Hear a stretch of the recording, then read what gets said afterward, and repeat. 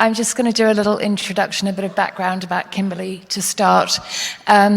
Kimberley was diagnosed with rhabdomyosarcoma of her bladder at 13 months of age and had multiple surgeries, chemotherapy and radiotherapy in her first few years of life. Between the ages of 18 and 27, most recently in the last year, she's had 4 primary head and neck cancers and had partial tongue resections, total thyroidectomy, neck dissections, and numerous rounds of chemo and radiotherapy. She's had a number of significant long-term late effects from all of those interventions, including ovarian failure, cardiac failure, and now end-stage renal failure. She commenced renal dialysis earlier this year.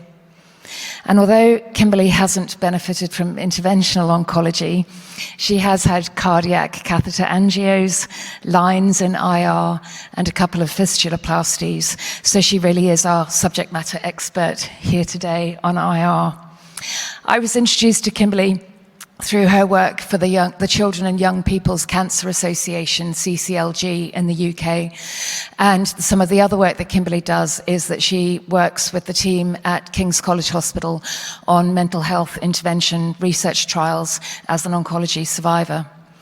She also raises a huge amount of money through gala events and other charity initiatives for a number of different charities, and she's received a number of awards for her charity work too, including just last month, Fundraiser of the Year for the North of England in the 2025 Pride of Britain Award. Kimberley, from all of your experience, can you share with us something that you found difficult as a patient? I'd say a lot of my difficult experiences would come down to the lack of control. So whatever you're going through, it's always going to be a worry. And when you can't control something, that is what's going to make things harder. So for me as a patient, I want things explained well to me so I understand what's happening to my body, because you're the ones that are doing something to my body. So I want to understand what's happening, even though that's out of my control. I want to thoroughly understand what you're going to be doing. Again, it's like a need-to-know basis with that communication. So I think it's important to use a patient-centered approach, understanding how much the patient already knows or wants to know. Sometimes they might find things too overwhelming, so they don't want to be overloaded with information. And again, that's all down to the individual limits, but you have to understand what the patient's developmental capacity is and the previous medical experience. So for someone that's a brand new diagnosed patient, there might be too much to take in all at once. Or again, if someone like me who's very experienced, you might not want to know everything at once because you've also been through so much. But it's important to have that communication with the patient to understand where they're at and what they want to know. But yeah, that's the thing. Even though I'm experienced, I can still get overwhelmed and scared. Yeah, absolutely. And so what little things do you think that we could learn and take on board that could help you to get back a little bit of that sense of control when you're having a procedure or you're in a clinic or a ward conversation with us? I think it's always important to take that extra step just to make a big impact in that way to reach the patient's needs. So that little bit of effort can make a big difference to someone's care. So recent experiences in this last year, I've found having my parent walk down to the theatre with me. I know in adult care that's not always possible because of protocols, but again, where possible, I think it's important to think about the patient more and think, if just for 2 minutes the parent or companion can walk down to where they go into surgery, that's something that helps them, so they're not just going down a long corridor on their own in like a dressing gown that they don't probably want to be in either. The communication throughout, again, like my fistuloplasties, I like when the people are communicating me. Again, the same with scans. I like to know what's going on because it's reassurance, because you can get anxiety or, again, you don't know what's going on. And when you're not under general anaesthetic, it can be quite overwhelming. So that helps gain that sense of control back as well. And again, for my fistuloplasty, I find music really helps me, and a standard practice at the department where I go for my plasties, they ask you what music you want to listen to. So that, again, really helped my experience. And when I returned for another plasty, I wasn't as concerned because I remembered it for the good points. Okay, that's really helpful. Thank you. And you told me when we were chatting over the last few weeks that when you get back some of that control over a situation, when anxiety is ratcheted up, but things have been done to help you to feel calmer and more in control, you feel much more empowered. And I thought that was really interesting. Tell me a bit more about that. I think when you give the patient back that control and the empowerment, that helps optimize their mindset. And with anything, I'm a big believer in mindset optimizes everything. So your well-being, your physical recovery, that again gives you better endurance throughout the procedures and recovery. And that, you know, it's the thought path of things, like your mindset controls your thoughts.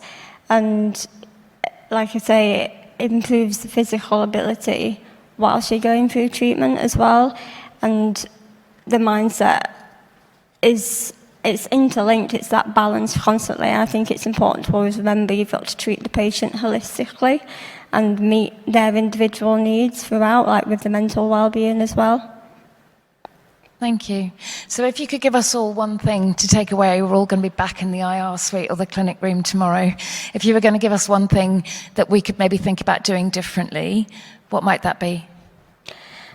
Well, when you go back into your working environment tomorrow, that's a very familiar environment to you, whereas for the patient, that's completely unknown to us. It's a different world, unless you are an experienced patient. But again, it can be overwhelming for the wrong reasons from bad experiences. So you need to remember, whatever patient you're seeing in your work environment, you need to bear in mind that even though you know these procedures are safe, you've still got to be able to work both ways with both newly diagnosed patients and experienced patients.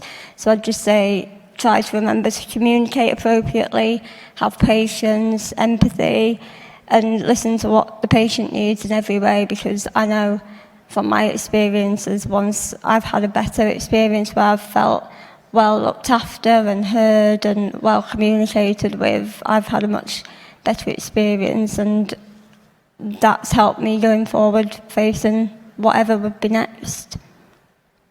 Kimberley, thank you. That's brilliant, so helpful. Just to finish, one of the charities that Kimberley supports is the Beads of Courage. This is a charity that empowers children to tell their stories of courage. Could we get the lights up in the auditorium a little bit?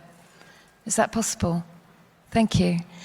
So Beads of Courage empowers children to tell their stories of courage through colourful beads that represent, as you can see on the screen here, their treatment journey with the different beads. And I think we probably completely underestimate what it is that our patients go through. Each of the beads on this chain here is a blood test, a radiotherapy episode, a chemo episode, an X-ray, a clinic visit. Kimberley, this looks like this must be your entire oncology journey, is that right? No, so this is just from my second diagnosis when I was 18. This is just under 700 beads, and this was all collected in only 6 months. 700 beads in 6 months? Mm-hmm. Amazing. Yeah, from start to finish, from being diagnosed to the end of treatment. Kimberley, thanks, you're brilliant. Thank you. I'm going to ask Kimberley a difficult question. I'll tell you why it's difficult. I have wanted to ask a number of my own patients this question, but never actually had the courage. So, question is this. Have you, Kimberley, ever felt that your treatment has at any point been hindered by lack of finances? Lack of what, sorry? By lack of money, that the resources have been there for what we've needed. Is that what you meant? Correct.